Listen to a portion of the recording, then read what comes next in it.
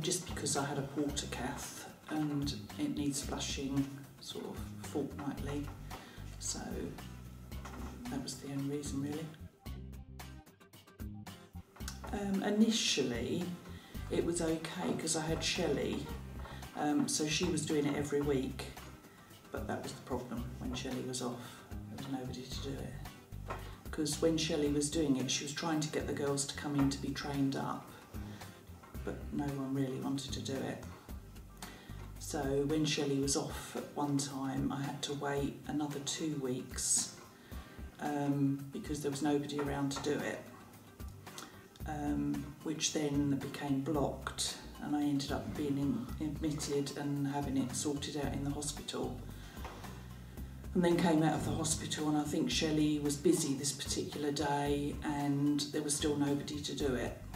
So it was sort of 6 weeks it had gone by before anybody could flush it, apart from the time I'd been in hospital. So I eventually just wrote a letter of complaint really, which is what kicked this all off. Well, it's once a month, but because I've got thick blood, it needs to be done fortnightly. Yeah, I mean, the letter of complaint I just sent off, and I received a letter back to say they'd be looking into it and said they'd sort it out, which didn't really happen because, again, Shelley was virtually the only person that was doing it. Then she got a couple of other people to do it, but again, I still went in at times and there was nobody to do it, and I had to come back the next day, and then there was still nobody around to do it. Or there was a couple of nurses that said they'd done it in the past and they'd have a go.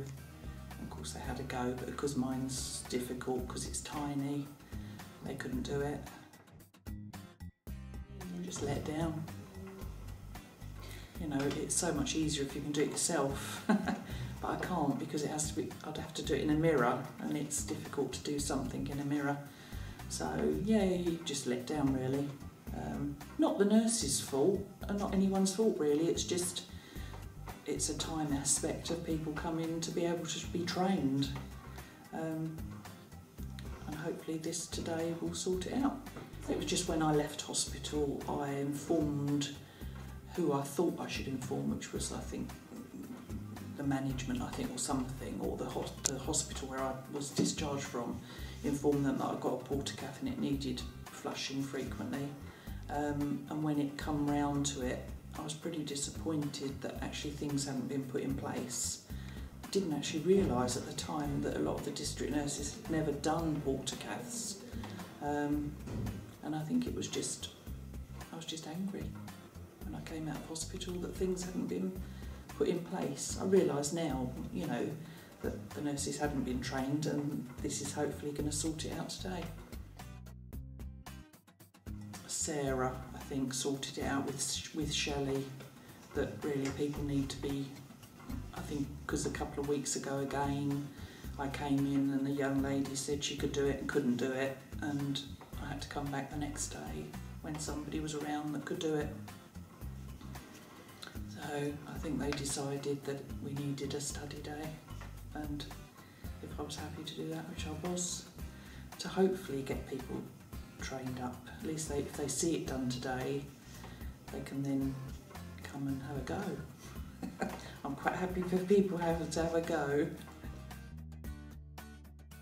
Oh yeah, absolutely. Yeah, definitely. I mean, I'm quite happy for people to train, and it's obviously something that you've put together, so yeah, absolutely. You know, it'll hopefully solve the problem. Oh yeah, definitely.